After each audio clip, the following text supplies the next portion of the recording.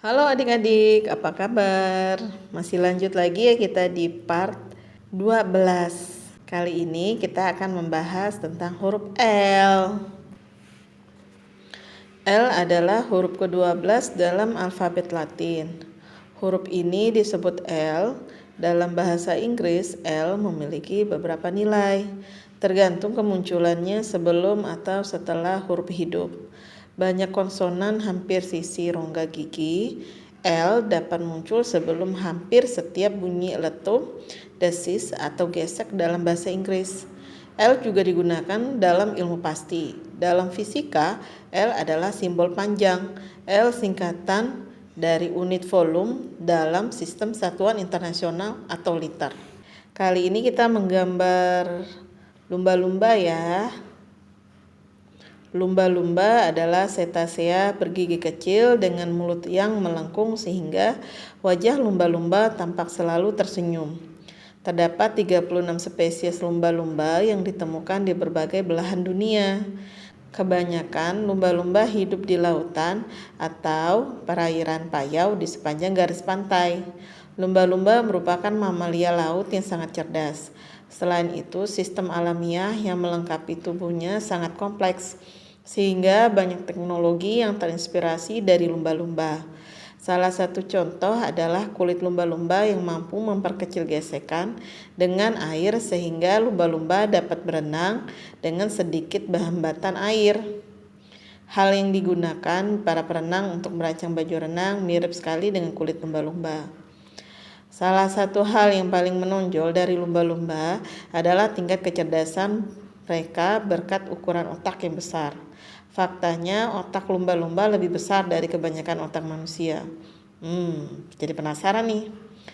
Meski lumba-lumba tak secerdas manusia, otak lumba-lumba memang lebih besar. Namun, mereka memiliki hipokampus atau korteks prefrontal yang lebih kecil, sehingga tingkat kecerdasan lumba-lumba masih lebih rendah daripada manusia. Lumba-lumba memiliki sebuah sistem yang digunakan untuk berkomunikasi dan menerima rangsangan yang dinamakan sistem sonar. Lumba-lumba memiliki rentang vokal yang paling beragam di antara hewan lainnya. Lumba-lumba memiliki banyak jenis vokal termasuk rintihan, jeritan, squawks, suara seperti peluit, dan sebagainya. Mereka menggunakan suara-suara ini untuk berkomunikasi satu sama lain dan menemukan objek atau ekolokasi.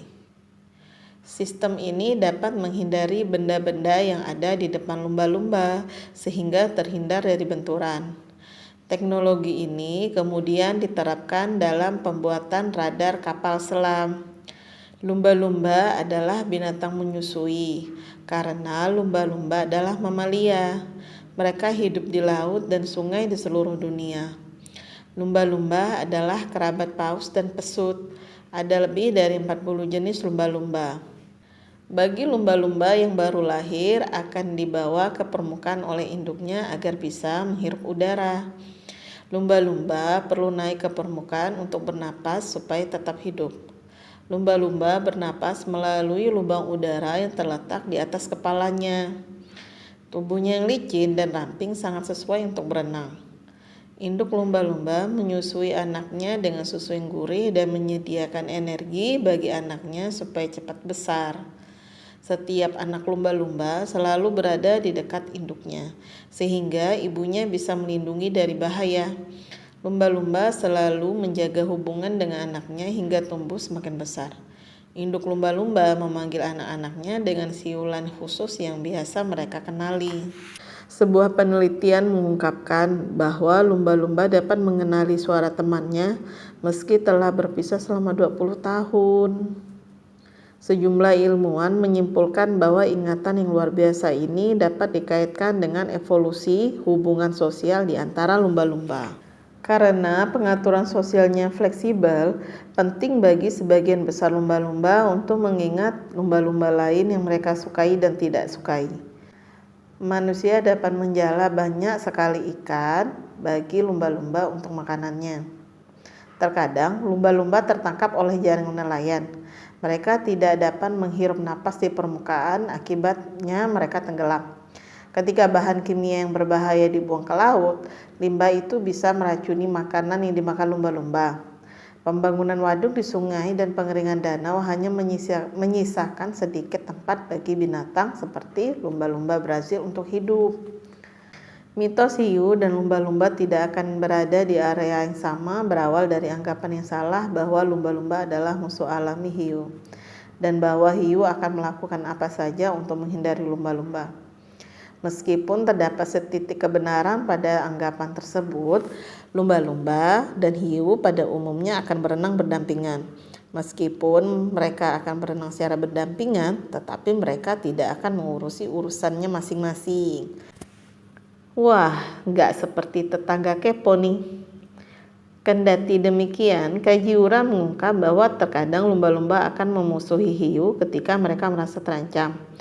Jika merasa terancam, mereka akan lebih agresif dan menabrak hiu menggunakan hidungnya atau menabrak mereka dengan seluruh kekuatan tubuhnya. Hal tersebut terbukti melalui penampakan hiu yang berenang menjauhi dari tempat pertemuannya dengan lumba-lumba dalam kondisi tubuhnya yang dilengkapi oleh luka memar. Lumba-lumba tergolong sebagai mamalia yang cerdas. Lumba-lumba adalah makhluk yang sangat sosial dan sekelompok dari mereka disebut pod. Lumba-lumba sering berpindah-pindah dalam kelompok yang beranggotakan sekitar 2-30 ekor lumba-lumba. Di dalam kelompok, mereka saling menguntungkan untuk melindungi diri dari serangan predator dan perburuan. Beberapa lumba-lumba bahkan bergerak dalam kelompok berisi ratusan anggota, terutama selama masa kawin atau di tempat yang terdapat banyak makanan.